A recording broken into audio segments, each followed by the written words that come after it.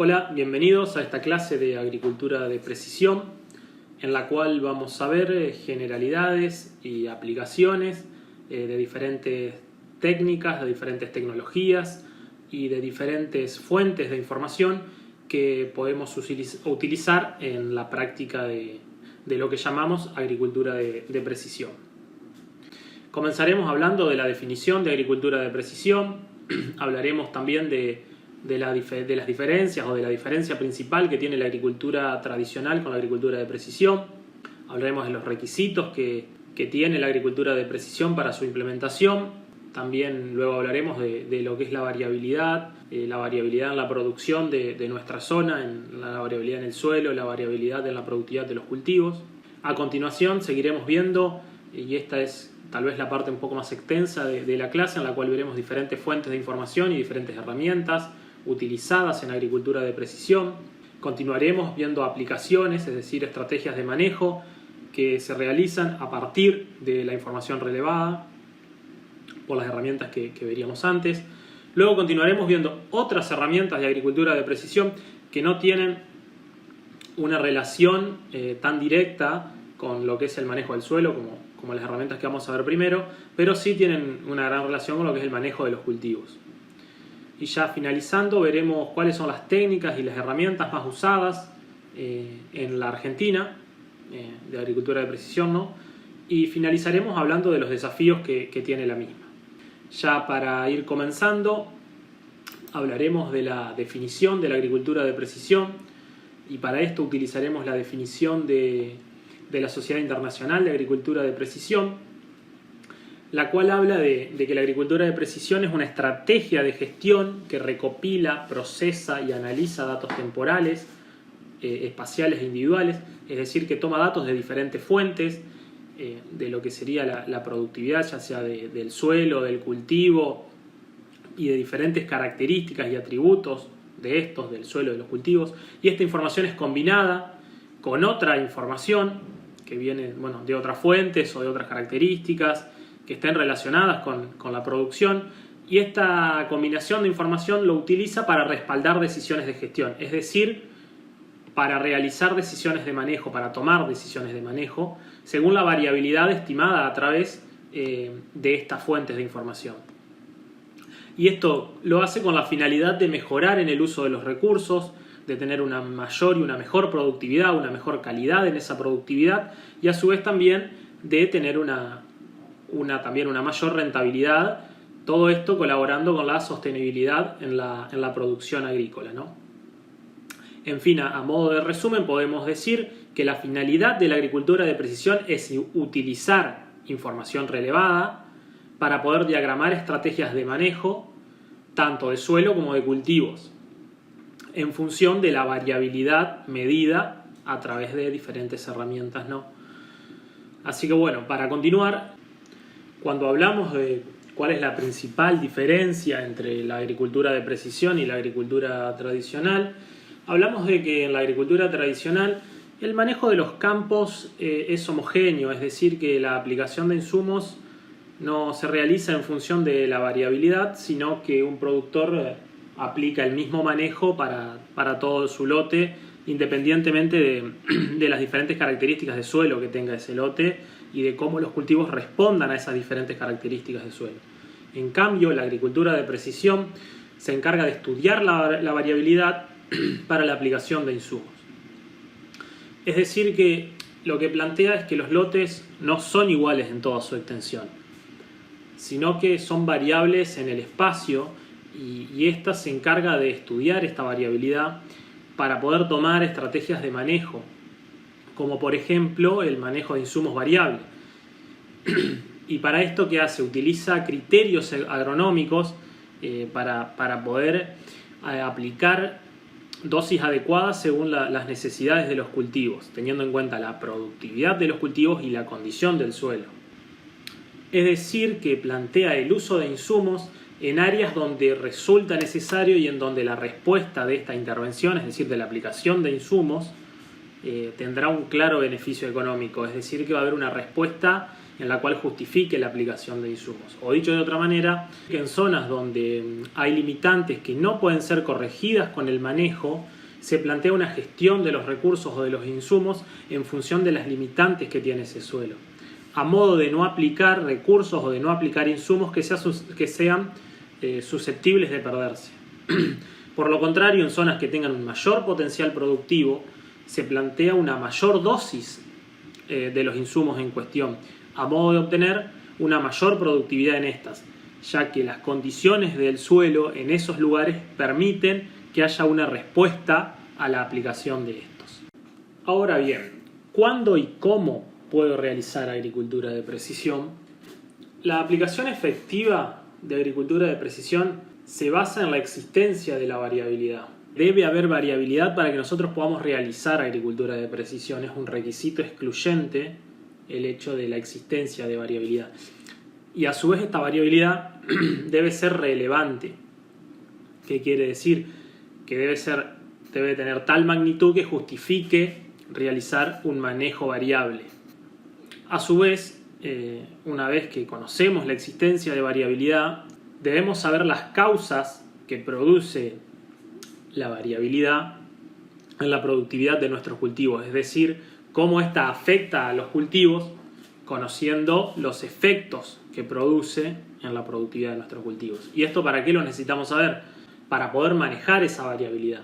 ¿Y cómo la manejamos a esta variabilidad? La manejamos a través de prescripciones que permiten realizar manejos diferenciados en función de la variabilidad. Ahora bien, ¿hay variabilidad en los suelos de nuestra zona? ¿O es variable la productividad en nuestra zona? Pueden ver en la siguiente imagen la diferencia de rendimiento que hay en un mismo lote. Ahí se pueden observar 3 mapas de rendimiento que algo habrán visto en la cátedra de mecanización agrícola cuando cursaron la materia, pero ahora luego a continuación vamos a retomar un poco más sobre lo que son los mapas de rendimiento, pero lo que acá queremos mostrar es que hay una gran variabilidad en los lotes de nuestra zona. Como pueden ver, ahí se ven claramente algunas zonas donde el rendimiento es superior a 10.000 kilos y hay otras zonas en las cuales el rendimiento es muy bajo, menor a 7.000 kilos o alrededor de 7.000 kilos. Es decir, que hay una variación del 50% en la productividad. Y si uno piensa en un manejo tradicional, en un mismo lote, un productor aplica la misma cantidad de insumos tanto en las zonas donde el rendimiento es muy bajo, de la misma manera que en los rendimientos donde los rendimientos son muy altos. Por lo cual, no hay una misma eficiencia de los insumos aplicados en ambas zonas. Ahora, ¿cuáles son las causas que producen esta variabilidad en la productividad de nuestra zona? Las causas que producen variabilidad son muchas y cada una genera efectos distintos en la productividad de los cultivos. Como pueden ver, a continuación ahí se habla de causas como variación en el subsuelo, bajo nivel de algunos nutrientes, compactación. Y todas estas causas generan efectos distintos en la productividad de nuestros cultivos y nosotros lo que tenemos que tratar es de poder manejar estas causas no solo para mejorar la productividad, sino para hacer un uso más eficiente de los recursos y de los insumos. Ya para continuar, vamos a hablar entonces de mediante qué fuentes de información o herramientas podemos determinar la presencia de la variabilidad, es decir, cómo podemos conocer qué variabilidad hay en nuestros lotes y cómo la podemos magnificar y cuantificar a esa variabilidad. Y una vez que conocemos la existencia de variabilidad, ¿cómo podemos hacer para identificar las causas que producen esta variabilidad? Bueno, para esto tenemos distintas fuentes de información y distintas herramientas. Nosotros a continuación vamos a ver algunas de las más utilizadas y de las más comunes, como lo son el GPS y los sistemas de información geográfico, los mapas de suelo, los mapas de topografía, que son cosas que hemos utilizado en el trabajo práctico general durante el desarrollo de esta cursada. Hay también lo que son los mapas de conductividad eléctrica aparente, mediante rastras que lo miden. A su vez también está la posibilidad de hacer distintos tipos de muestreos de suelo. También tenemos el análisis de mapas de rendimiento, que ahora lo vamos a ver a continuación. Y también tenemos el análisis de los cultivos a través de la percepción remota o de la teledetección. Bueno, para ir hablando un poco de cada una de estas tecnologías, una tecnología utilizada en todas las herramientas de agricultura de precisión son los GPS, que bueno, hoy en día son una herramienta muy común de encontrar en todo tipo de implementos, ya sea en celulares, en tractores o en diferentes herramientas. Y los GPS lo que nos permiten es establecer coordenadas específicas, ya sea la de nosotros mismos cuando estamos navegando en el campo, o la de una herramienta para saber por dónde se está moviendo o por dónde se encuentra, o también para identificar variables de suelo y poder georreferenciarlas para luego poder manejarlos en los que son los sistemas de información geográfico o los SIG.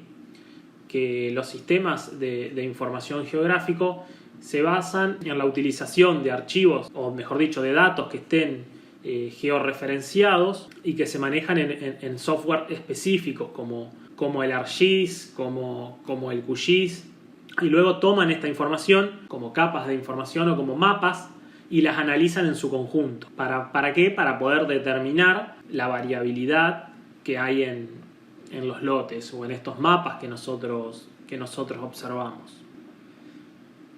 Ya para continuar vamos a hablar de otro tipo de herramienta que son los mapas de suelo. ¿Y por qué son importantes conocer los suelos? Bueno, esto lo vemos en el trabajo práctico general y es una de las herramientas que nosotros utilizamos. Nos interesa conocer qué tipo de suelo tenemos y las características de estos, ya que a veces en un mismo lote tenemos dos suelos que son muy contrastantes, es decir, que tienen distintas características físicas, químicas o biológicas, y cada uno, bueno, puede presentar diferentes limitantes que afecten en diferente medida a la productividad de los cultivos. Y conocer estas limitantes nos permite determinar cuáles son las potencialidades de uso que tiene un suelo. Y en función de esto podemos determinar la aptitud que tienen los suelos para saber qué tipo de cultivo o qué tipo de manejo nos conviene realizar en cada suelo. Nosotros en la cátedra utilizamos para el trabajo práctico general, para conocer en los lotes a los cuales vamos, el mapa de suelo de GeoINTA. Pero el mapa de suelo de GeoINTA tiene una escala de 1 en 100.000, lo cual, como para conocer los suelos de la región, es una muy buena fuente de información, pero cuando uno quiere trabajar con un mayor nivel de detalle, tiene ciertas limitantes, ya que, bueno, como vimos en el desarrollo del trabajo práctico general, utilizando la capa de las series de suelo, podemos ver que no tiene una relación directa con la realidad. Bueno, este año en la cursada no pudimos ir al campo, pero cuando nosotros vamos a los lotes que nos toca, a los campos que nos toca recorrer para realizar el trabajo, vemos cuáles son las diferencias que hay entre la verdad de terreno y lo que tenemos a través de las capas de GeoINTA. Ahora, a continuación, acá les estoy mostrando, esto es un campo en la zona de Nogoyá, en la cual tenemos diferenciado dos tipos de suelo, argivoles vérticos y argivoles acuícoos. Esto está hecho con la escala de 1 en 100.000, ya que los límites de estos suelos están tomados del mapa de suelo de GeoINTA. Pero este campo tiene un relevamiento de suelo hecho a una escala de 1 en 10.000. Como pueden ver, había otros tipos de suelo, había también vertisoles y argivoles típicos que debido a la escala no se pudieron determinar, pero mediante un relevamiento y una observación de los diferentes perfiles del suelo, también bajo un estudio de la topografía del terreno y de otras características de suelo, pudieron llegar a establecer los límites que vemos aquí en el campo. Es decir, que no es lo mismo trabajar con una escala de 1 en 100.000 que con una escala de 1 en 10.000. Y si queremos trabajar a nivel de lote, haciendo un manejo diferenciado de insumos, tenemos que tener una mayor precisión en la determinación de los tipos de suelo presentes en los campos. Ya para continuar vamos a ver otro tipo de herramienta que también utilizamos en el trabajo práctico general, que son los modelos digitales de elevación que nosotros utilizamos para poder realizar las curvas de nivel y para conocer la topografía del terreno de los campos en los cuales estamos. Y esto nos sirve para poder identificar diferentes posiciones en el paisaje, las cuales están directamente relacionadas con distintos tipos de suelo y con sus características, lo cual puede afectar a la disponibilidad de los recursos, ya que los suelos pueden tener distintas características, que pueden tener mayor cantidad de nutrientes o tener una mejor condición para poder retener una mayor cantidad de agua también. A su vez, la planialtimetría de un lote determina o nos permite conocer áreas de diferente pendiente dentro del mismo, lo cual puede estar asociado o no a síntomas de erosión. A continuación vamos a observar un relevamiento que se realizó en la estación experimental del INTA de Paraná, en el cual hicieron relevamiento de curvas de nivel, el cual pueden ustedes ver en la pantalla, donde podemos ver que hay zonas de mayor altura que se correlacionaron directamente. Yo voy a ir yendo y viniendo con los dos mapas. Como les decía, acá en la zona de mayor altura, este cultivo, que en el caso lo hicieron para un cultivo de soja, tiene una mayor productividad, y a medida que disminuye la altura también disminuye la productividad. Pero también acá podemos observar en otra zona, fíjense que acá hay una región de menor altura, el cual tiene una serie de suelo, y en una zona de mayor altura podemos observar otra serie de suelo. La identificación de distintos tipos de suelo los podemos realizar a través de la planialtimetría en este caso, como también tiene una relación directa con la productividad de un cultivo, como es el caso de la soja.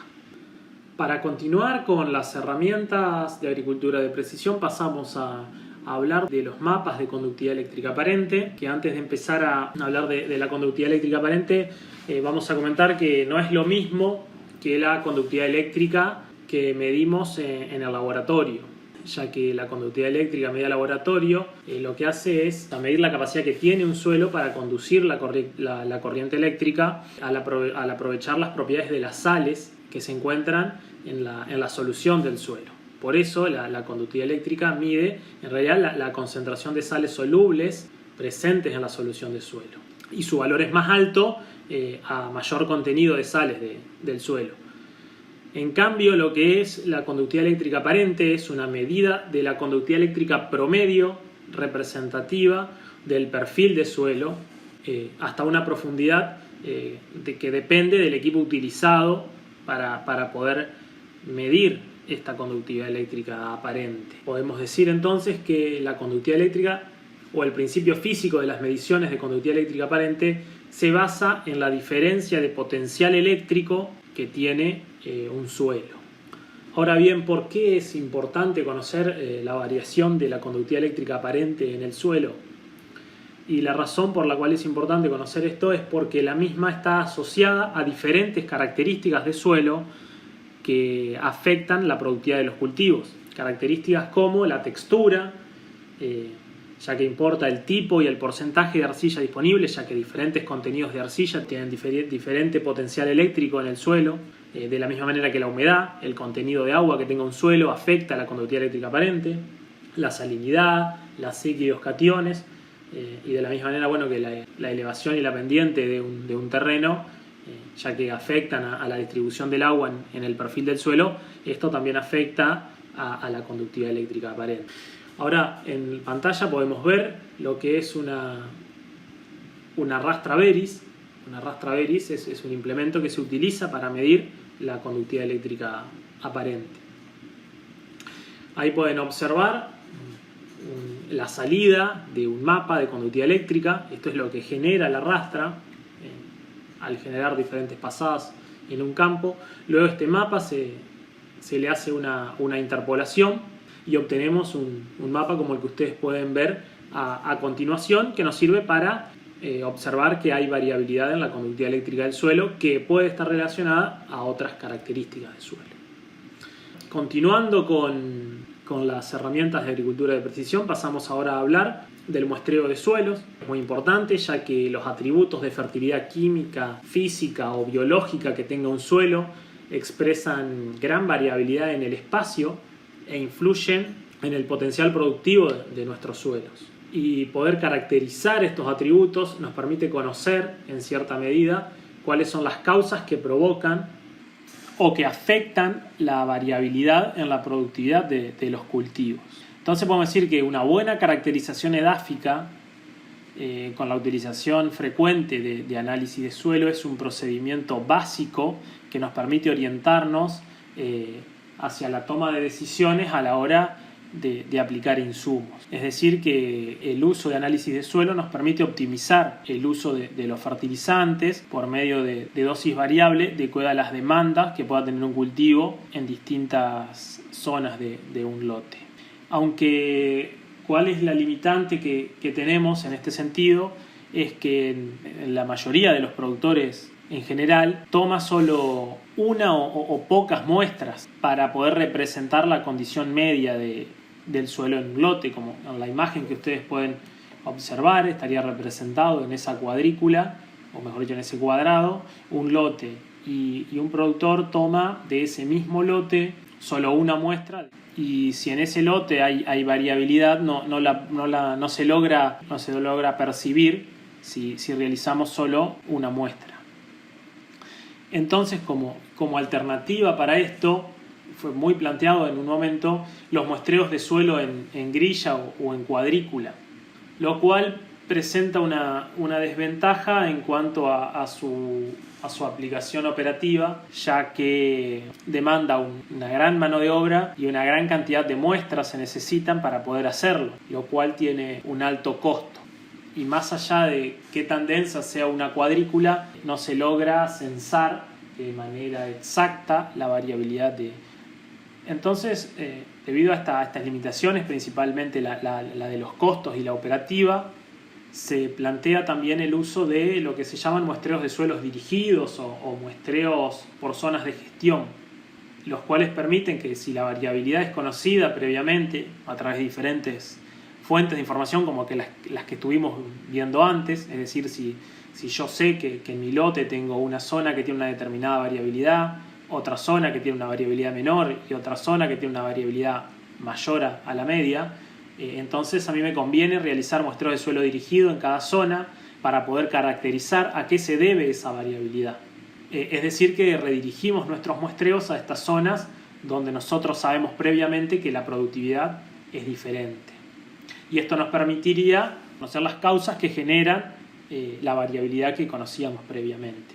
Y a través de esto nos podríamos generar planteos productivos diferentes para cada zona, si es que determinamos que las causas que producen la variabilidad pueden ser corregidas con el manejo, ¿no? Ahora vamos a ver lo que es un mapa de rendimiento, el cual es una representación espacial de los datos del rendimiento registrados durante la cosecha de un cultivo. Normalmente la representación espacial de estos datos se realiza utilizando lo que es un formato vectorial de puntos y coordenadas que georreferencia cada punto medido por el monitor. La cantidad de información que se obtiene en cada punto del mapa de rendimiento depende del monitor que uno utilice. Y estas pueden ser altura del cabezal, ancho de la cosecha, la distancia recorrida, la velocidad de avance, el flujo de los granos, la humedad y bueno, entre otros datos que mide un monitor de rendimiento. Ahora, cuando hablamos de la obtención de los datos, ¿cómo se obtiene un mapa de rendimiento? Los mapas de rendimiento se obtienen a partir de datos recolectados por una cosechadora que tiene un sistema de posicionamiento global, que sería un GPS, junto a un sistema de sensores que permiten calcular la cantidad de grano cosechado por unidad de superficie. La información obtenida por estos sensores y el GPS son centralizados y almacenados en una consola que sirve de interfaz para el operario. Ahora bien, la delimitación de zonas de productividad diferencial, que es esto que estamos hablando de poder conocer la variabilidad utilizando mapas de rendimiento, es uno de los métodos más utilizados para esto. Pero la interpretación de estos mapas es muy difícil, ya que el patrón espacial de rendimiento es influenciado por muchos factores, como pueden ser las características del terreno, diferentes clases de erosión, las propiedades del suelo y también por otras características temporales como pueden ser patógenos, enfermedades, problemas en la siembra, problemas en el riego en el caso de algún cultivo que no sea de secano. A su vez, bueno, diferentes cultivos generan patrones espaciales en el rendimiento, ya que como hemos visto en el cursado de la materia, un mismo suelo puede tener ciertas limitantes para un cultivo, pero tener mayor aptitud para otro. Por esto ustedes pueden ver en la pantalla que hay una zona, la parte más baja de este lote, la que ven en pantalla, que tiene un rendimiento mayor para el cultivo de arroz, y en ese mismo lugar, pero para un cultivo de soja, pueden ver que es el lugar en donde el cultivo tiene un rendimiento mucho menor al resto del lote.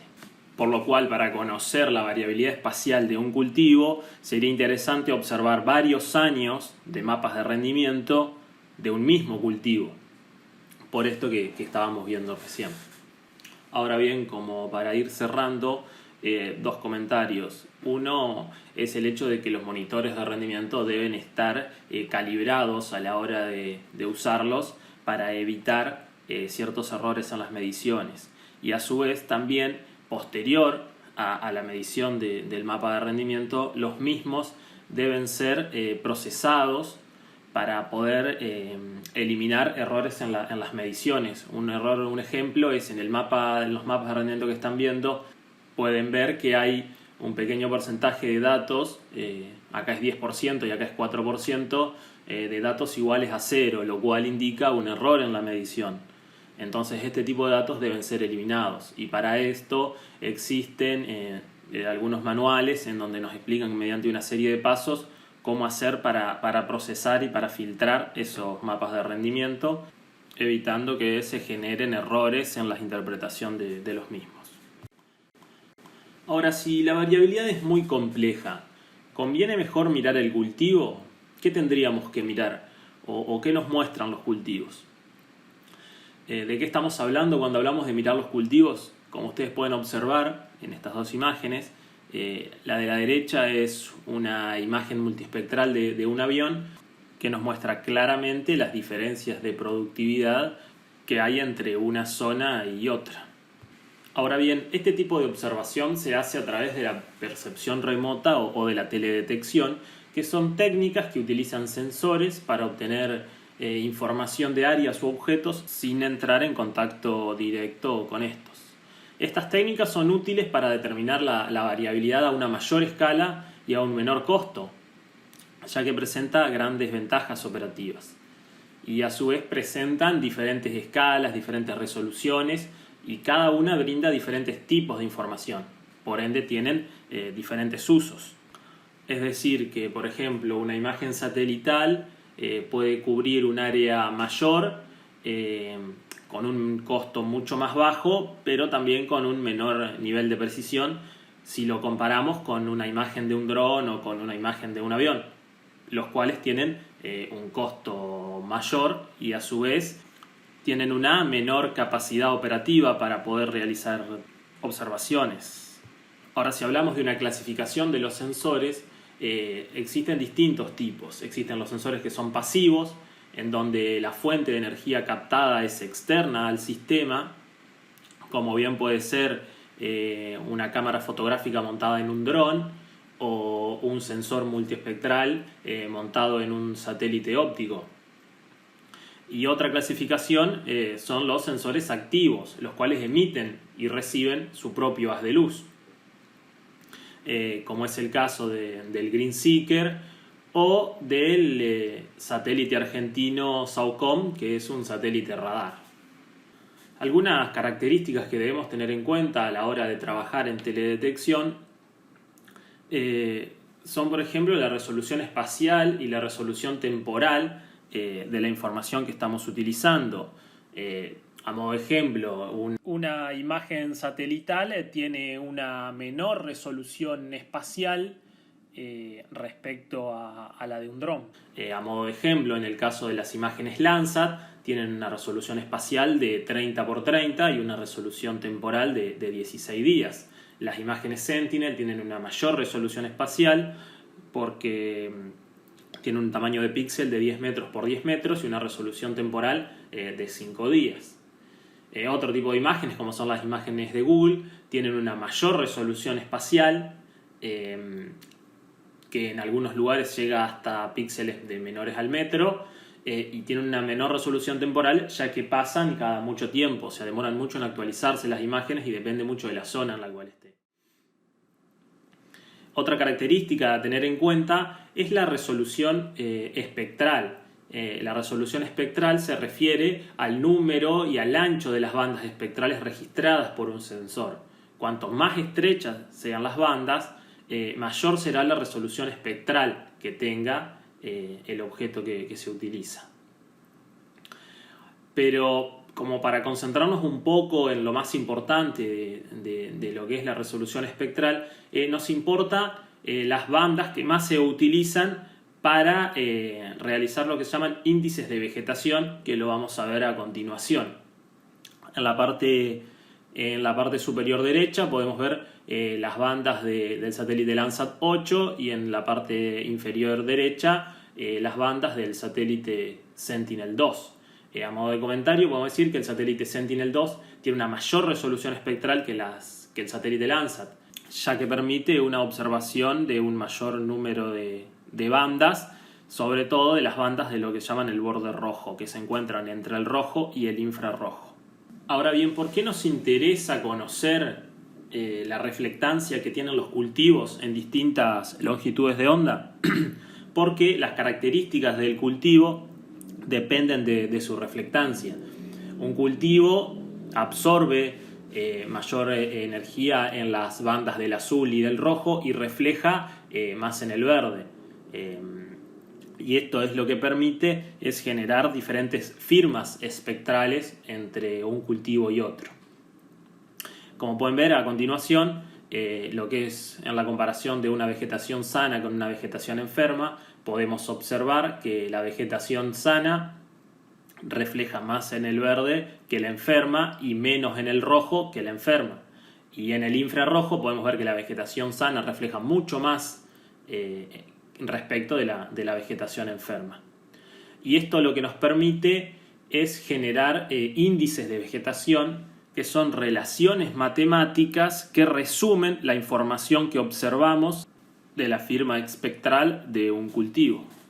Y dentro de estos índices, el índice NDVI o índice de vegetación de diferencia normalizada es uno de los índices más comunes, el cual toma una relación entre el infrarrojo y el rojo. Y esto que nos permite observar, como pueden ver en la imagen, es que un cultivo con un buen estado de salud refleja un 50% de su energía en el infrarrojo y solo un 8% en el rojo, lo cual mediante esta relación matemática que toma ese valor del infrarrojo, se lo resta al rojo y lo divide por la suma de ambos, me da un valor adimensional de 0,72, que sería el valor de NDVI.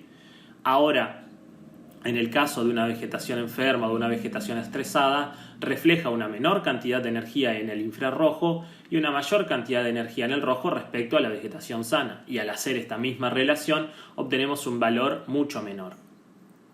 Y hay numerosos estudios que han demostrado que con este tipo de índice de vegetación se puede estimar el rendimiento futuro de ese cultivo.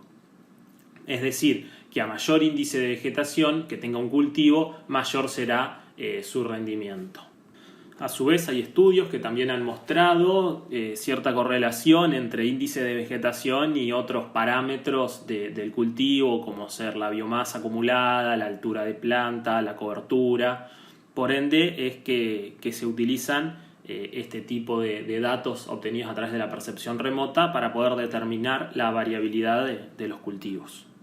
Ahora, como pueden ver a continuación, es un ensayo que se hizo en el cultivo de arroz, en el cual podemos observar que hubo un tratamiento testigo y un tratamiento de fertilidad completa. Y luego se hizo una observación del NDVI durante todo el ciclo del cultivo y podemos observar que durante todo el ciclo del cultivo el tratamiento con una buena dosis de fertilidad superó ampliamente a el NDVI del tratamiento testigo, y que luego en el rendimiento hubo una diferencia entre uno y otro. Ahora bien, una vez que podemos determinar la variabilidad, la magnitud que tiene esta variabilidad, y en el caso de que sea relevante, investigamos sus causas a través de análisis de suelo y observamos los efectos que producen en los cultivos, qué alternativas de manejo tenemos para poder manejar esa variabilidad. Dentro de las estrategias de manejo tenemos aquellas que son a partir de zonas de manejo, que son subregiones dentro de los lotes con características relativamente homogéneas, para la cual una dosis de insumo resultaría óptima. Y de ahí otra estrategia o otra alternativa de manejo, que es la de manejo de sitio específico, el cual considera la variabilidad como una función de distribución continua en el espacio. Comenzaremos hablando de las zonas de manejo. Bueno, como dijimos recién, son subregiones en los lotes que tienen características homogéneas. Homogéneas en cuanto no solo al suelo y a la topografía, sino también a la productividad. A modo de ejemplo, en el mapa de rendimiento que tenemos a nuestra izquierda, podríamos observar que hay una zona que tiene un rendimiento muy bajo, que es menor a 6.000 kilos, y esto lo podríamos llamar como una zona de baja productividad. A su vez tenemos otra zona que podría ser de un rendimiento intermedio, donde tiene un rendimiento entre 8 y 9.000 kilos, si bien hay partes que tienen un poco más, pero a esto le podríamos llamar una zona media o una zona intermedia. Y luego tenemos una zona que en su mayoría rindió arriba de los 10.000 kilos, y esta podría ser una zona de alta productividad. Entonces, de esta manera podemos determinar 3 zonas de manejos a partir de un mapa de rendimiento. De la misma manera, también existe la posibilidad de establecer alternativas o zonas de manejo, a través de imágenes satelitales. En este caso, este trabajo se hicieron un relevamiento de 6 años de imágenes satelitales Landsat, se estimó la productividad a través de... Y a partir de esta información es que se establecieron 3 zonas de manejo, las cuales deberían tener una estrategia de gestión diferente, ya que sus productividades son distintas. A modo de ejemplo, vamos a ver una alternativa de recomendación de fertilización de nitrógeno según zonas de manejo, utilizando por un lado un balance simplificado o un nivel crítico en función de la productividad. Como podemos ver, si partimos del mapa de zonas de manejo, tenemos 3 zonas de manejo con distinta productividad. En la zona 1, que sería la de baja productividad, tiene un rendimiento objetivo de 2 toneladas, la zona 2 de 4 y la zona 3, que es la de alta productividad, de 6. Si hacemos un balance simplificado y establecemos dosis según los requerimientos del cultivo, podemos plantear 3 dosis distintas, siendo una dosis más baja a la zona de baja productividad, y esto es por la razón de que el potencial de esta zona es mucho menor y hay otras limitantes que tiene este suelo que no van a permitir expresar una mejor productividad del cultivo. Por eso el rendimiento objetivo es 2 y por eso la dosis es más baja, porque la limitante no es el nitrógeno, sino que hay otras limitantes en esta zona que impiden que el cultivo tenga un mejor desarrollo. En cambio, la zona de mayor productividad puede expresar un mejor rendimiento, y por esta razón se plantea una dosis de insumo más alta para esta, ya que puede expresar ese rendimiento.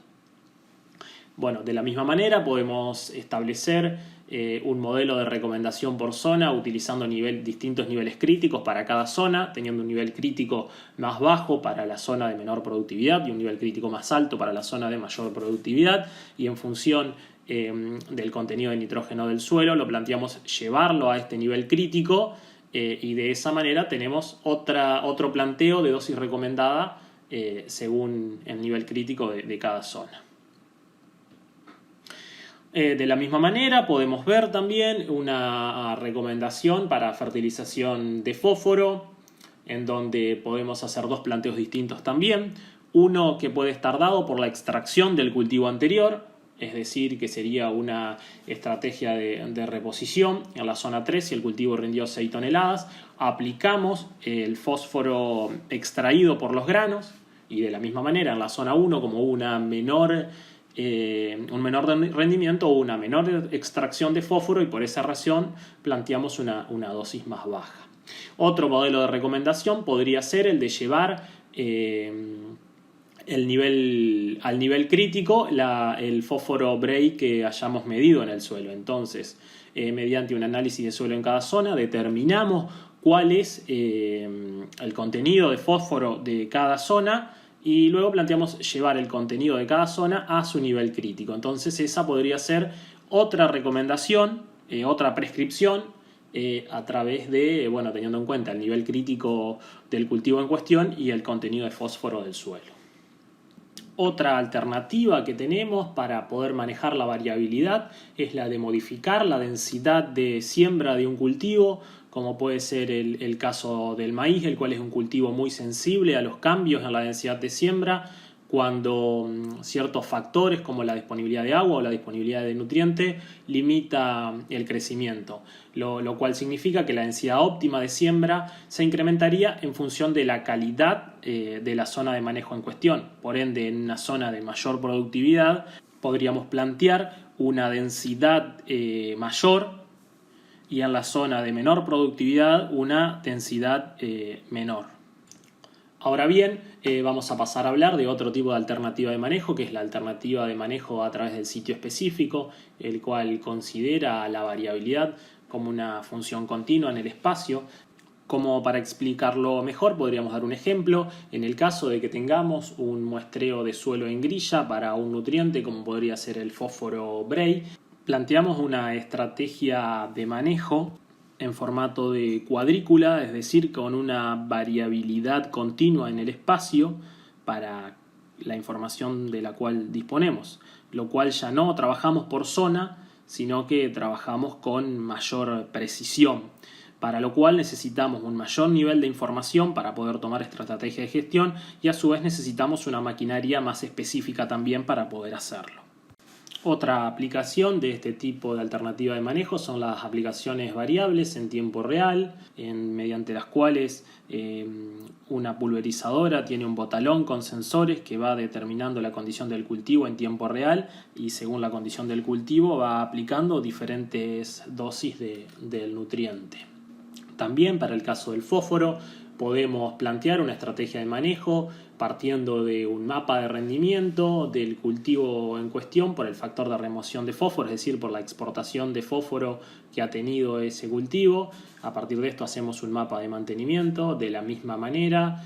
A través del análisis de suelo que tengamos del lote, lo planteamos llevar el nivel de fósforo del suelo a un nivel crítico, por ende planteamos un mapa de reconstrucción y luego el mapa de mantenimiento sumado al mapa de reconstrucción nos forma nos permite realizar un mapa de recomendación de fertilización fosfatada en dosis variable. Y otra alternativa, volviendo al nitrógeno, es las alternativas de gestión de nitrógeno en función de imágenes satelitales o imágenes de drones. Este es un estudio que se ha hecho en el INTA Paraná, en donde se plantean franjas de referencia para poder saber la condición del cultivo, considerando al nitrógeno no limitante, es decir, se aplica una alta dosis de nitrógeno y luego se censa esta franja de referencia y se la compara con el resto del lote, es decir, con el NDVI del resto del lote, y a partir de esto se hace un índice de respuesta en donde se compara el NDVI de la franja no limitante con el NDVI del cultivo, y a partir de un algoritmo se genera un mapa de recomendación de fertilización en función del NDVI, ¿no? Es decir, se transforman los valores de NDVI a un índice de respuesta y este índice de respuesta a dosis de nitrógeno a aplicar, lo cual genera una prescripción que es cargada en una máquina aplicadora. Ahora bien, una vez que vimos diferentes herramientas que nos permiten conocer la variabilidad de nuestros lotes y a su vez diferentes estrategias y alternativas de manejo para poder manejar esta variabilidad, vamos a ver un círculo de agricultura tradicional simplificado, cómo sería y cómo se podría ir modificando este círculo de agricultura tradicional a medida que vamos incorporando agricultura de precisión y los datos al mismo. Suponiendo que comenzamos nuestra producción con un muestreo de suelos, el cual va a ser un muestreo de suelo homogéneo para todo el lote. A partir de esto hacemos una estrategia de siembra y de fertilización. Luego vemos que nuestro cultivo se va creciendo y se va desarrollando y podemos plantear una corrección de la fertilización que sería homogénea también para todo el lote, al igual que nuestra siembra y que nuestra fertilización. Luego vemos que el cultivo se va desarrollando, continúan los monitoreos para ir controlando que el cultivo se desarrolle de la mejor manera. Y en el caso de que sea necesario, se hace un planteo de alguna aplicación de ser necesario, ya sea por alguna enfermedad, algún insecto o lo que fuere. Luego llegamos a la cosecha y aquí terminaría el círculo de la agricultura tradicional y comenzaría nuevamente con un nuevo muestreo de suelo en la campaña siguiente. Ahora, si nosotros comenzamos a aplicar tecnología de agricultura de precisión, esperaríamos tener en nuestra cosechadora un monitor de rendimiento que nos pueda generar un mapa de rendimiento y nos permita conocer la variabilidad obtenida en nuestro lote. Y luego utilizaríamos ese mapa de rendimiento para comenzar a hacer agricultura de precisión. Es decir, que analizamos los datos del rendimiento y a partir de los datos de rendimiento lo que podemos hacer es plantear zonas de manejo, una estrategia de zonas de manejo, una estrategia de manejo de sitio específico, y ya no vamos a hacer un solo muestreo de suelo en el lote, sino que vamos a hacer un muestreo de suelos dirigido en las distintas zonas de productividad diferencial, o un muestreo de suelo en grilla para hacer un manejo de sitio específico. De esta manera vamos a plantear una prescripción con distintas densidades de siembra y con distintas dosis de fertilización en cada zona de productividad diferencial. Y a su vez, una vez que el cultivo se va desarrollando, vamos a poder seguirlo a través de imágenes satelitales, de índices de vegetación o de imágenes de drones que nos permitirían hacer alguna corrección de fertilización en función de la condición del cultivo en tiempo real. A su vez también podremos utilizar este tipo de tecnología de percepción remota para ir observando y monitoreando el cultivo, para hacer monitoreos dirigidos o para hacer aplicaciones donde el cultivo solo lo requiera. Y de esta manera, vamos a llegar también a la cosecha, donde vamos a volver a obtener otro mapa de rendimiento y vamos a tener mayor cantidad de datos que nos van a permitir ir mejorando nuestras estrategias de gestión. Ya para ir finalizando veremos otras herramientas de agricultura de precisión que hasta ahora no habíamos nombrado, como son los monitores de siembra con dosificación variable, los cortes por surco también en sembradoras. Hablaremos de algunos otros equipos de dosificación variables, aparte de los que van equipados en las sembradoras. Veremos también banderilleros satelitales y pilotos automáticos y corte por sección de pulverizadoras y las pulverizaciones selectivas que están también en esta maquinaria. Y de las últimas herramientas que hablaremos serán de las plataformas digitales que han estado en auge en el último tiempo. El monitor de siembra lo que permite en sí es hacer un control de la labor de siembra en el momento de ejecución de la misma. A su vez, su uso se puede complementar con otros software y con otros equipos que permiten regular distintas características de la siembra, como puede ser la densidad de semilla y la dosis de fertilizante cuando vienen equipados con dosificación variable. A su vez, la información que nos brindan los monitores de siembra nos permiten construir mapas y registros de la siembra para saber cuál fue la calidad de la misma. Existen diferentes tipos, pero no vamos a entrar en detalle. De la misma manera que hay distintos tipos de consolas y que hay muchas marcas en el mercado y cada una ofrece alguna con distintas particularidades. A su vez, también otro implemento que va en las sembradoras son los cortes por surco, las cuales constan de un pequeño motor eléctrico instalado en cada cuerpo de siembra, el cual se impulsa y hace girar la placa dosificadora de semillas. Esto permite que cada cuerpo de siembra actúe como una sembradora independiente y permite el corte por sección que evita el solapamiento y de esta manera disminuye el costo de la semilla. A su vez también permite que se pueda compensar la siembra cuando se trabaja en curvas, porque es posible mantener un adecuado distanciamiento entre semillas de los surcos internos hacia los externos. A su vez, los equipos de dosificación variable, como ya hemos visto algo, no solamente vienen en sembradoras, sino que hay de distintos tipos, montado tanto en pulverizadoras como en fertilizadoras. Y las aplicaciones pueden ser planteadas de distinta base, ya sea desde mapas de prescripción previamente hecho, como lo que vimos, o de sensores en tiempo real que censan la condición del cultivo y aplican según la condición del mismo, o también pueden ser manuales accionados por el operador. Otra tecnología también muy usada debido a que mejora la calidad de trabajo de los operarios, disminuye el cansancio y mejora la eficiencia de las labores son los banderilleros satelitales y los pilotos automáticos, ya que eliminan el error humano y hacen un trabajo con mucho mayor precisión. Otra tecnología muy utilizada son los cortes por secciones en pulverizadoras, y esto lo que permite es grabar las pasadas aplicadas en tiempo real y de esta manera determina el corte total o el corte por sección cuando la pulverizadora vuelve a pasar sobre pasadas ya aplicadas. ¿Y esto qué es lo que permite? Permite minimizar las áreas sin aplicación y las áreas con doble pulverización. También podemos decir que elimina la sobreaplicación de productos también en las cabeceras y entre pasadas y evita la sobredosis de productos de alto valor residual. De esta manera optimiza las aplicaciones también en lotes con curvas y con terrazas y durante trabajos nocturnos. A su vez, de esta manera reduce el costo de las aplicaciones y también genera ahorro de los insumos. Y también a la hora de hablar de pulverizadoras, una de las últimas tecnologías que han salido en la agricultura de precisión son las pulverizaciones selectivas, el cual permite en el barbecho químico aplicar productos solo bajo la presencia de malezas. Este tipo de herramienta viene equipado con un sensor activo como los que estuvimos viendo, que emiten su propio haz de luz, por lo que le permite trabajar tanto de noche como de día y le permite identificar malezas de tamaño muy pequeño.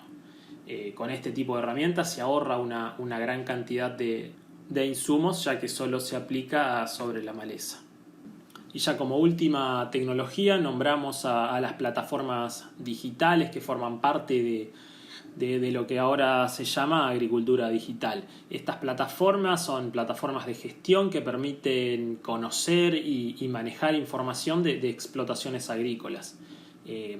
Si bien hay muchas empresas en el mercado, cada una tiene algunas particularidades, ofrecen vuelos de drones, vuelos de aviones, imágenes satelitales de distintos satélites, algunas solo ofrecen pagos, otros ofrecen solo los satélites gratuitos.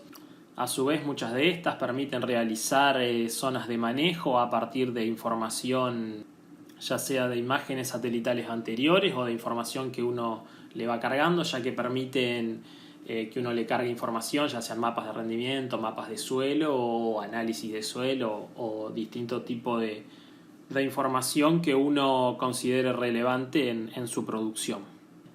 En fin, este tipo de herramientas lo que ofrecen es una supuesta posibilidad de utilizar información para poder tomar decisiones de gestión con el único fin de realizar un trabajo más eficiente en la producción.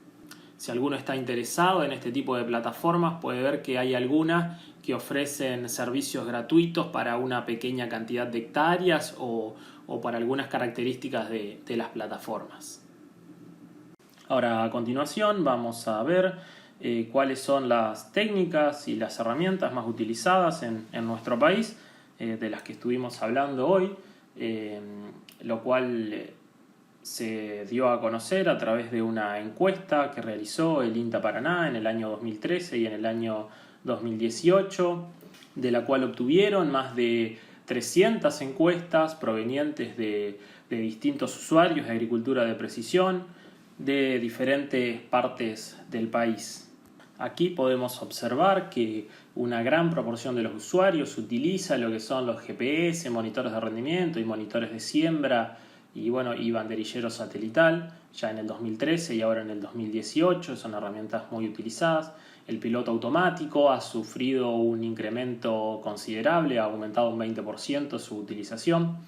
Lo que son las computadoras de dosis variable han aumentado muy poco su uso y van de la mano con la siembra y la fertilización variable, que están en la parte inferior de la encuesta. Esto en parte tal vez podría deberse a que muchos usuarios de agricultura de precisión, si bien toman datos, los analizan, pero luego no lo transforman en información y no lo utilizan para hacer estrategias de manejo.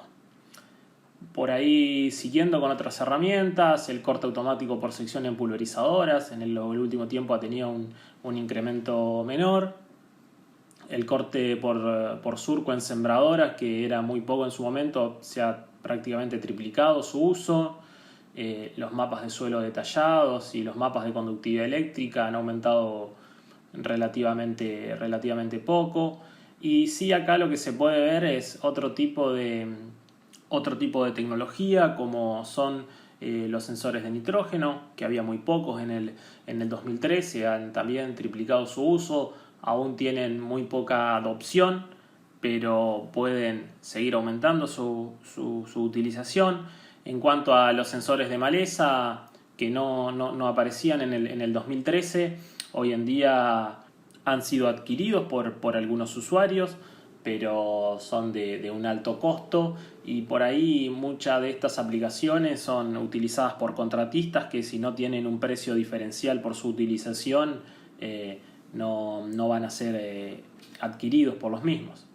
Ahora sí, lo que viene, que es interesante, son las imágenes satelitales, las fotografías de aviones, las fotografías de drones, que, como puede verse, si bien las imágenes satelitales estaban en un 60% en el 2013, hoy en día ya están prácticamente en un 80%, es decir, que han aumentado mucho su uso.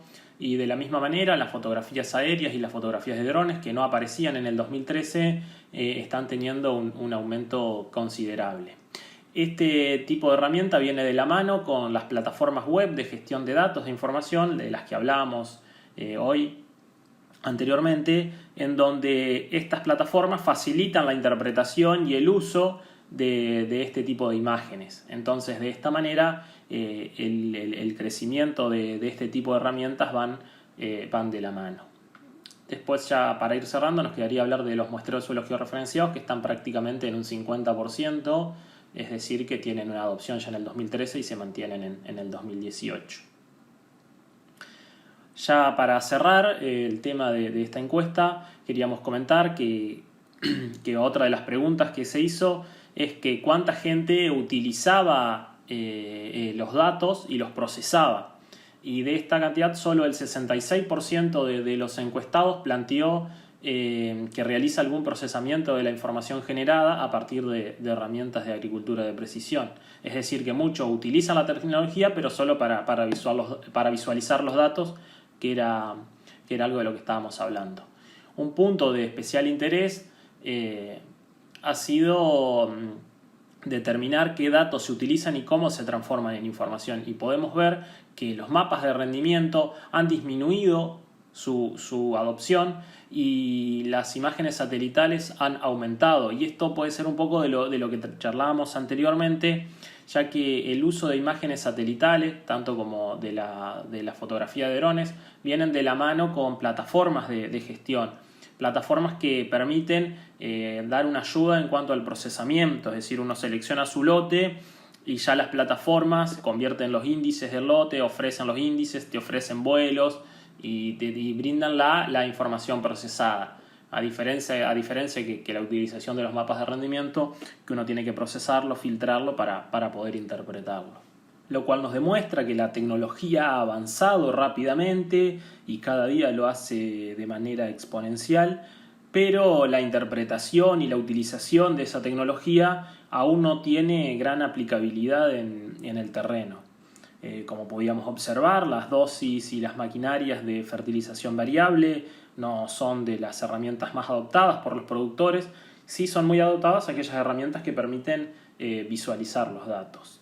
Pero bueno, todavía falta avanzar en el procesamiento de esos datos, en la interpretación de los datos, para poder hacer estrategias de gestión y estrategias de manejo que nos permitan tomar decisiones. Por ende, podemos ir cerrando en que los desafíos para el manejo variable de los nutrientes, podemos decir que para esto tenemos una gran cantidad de herramientas, tenemos GPS, hay herramientas de dosificación variable, hay sensores para determinar las condiciones de los cultivos, la condición del suelo, para mapear el rendimiento. Luego de todo esto tenemos sistemas de información geográfica que nos permiten analizar toda esta información y generar capas de información para poder conocer tanto la condición de nuestros cultivos, la condición de nuestros lotes, la condición de nuestro suelo. Todo esto que nos ayuda a estimar la variabilidad de nuestra producción ha avanzado muy rápidamente, pero lo que lo ha hecho lentamente es la interpretación de esta información. Entonces es necesario trabajar más en el manejo y en la interpretación de los datos que en las herramientas para poder recolectarlos, ya que hay muchísimas, pero luego no sabemos qué hacer con toda esa información que nos brindan este tipo de herramientas. Y para esto debemos aplicar más la agronomía que la tecnología. Debemos basarnos en la experimentación y hacer nuevas experimentaciones para poder conocer las respuestas de los cultivos a los diferentes tipos de suelo, a las diferentes condiciones y a los diferentes ambientes de productividad diferencial, para poder a través de esto tomar nuevas y mejores decisiones de manejo y así hacer un uso más eficiente de los insumos y de los recursos. Y bueno, ya con esto estaríamos cerrando la clase, así que bueno, espero que les haya servido y que hayan podido aprender algo más sobre este tipo de tecnologías y herramientas de agricultura de precisión y de cómo poder utilizarlas. Así que bueno, muchas gracias y cualquier consulta a disposición de ustedes. Saludos.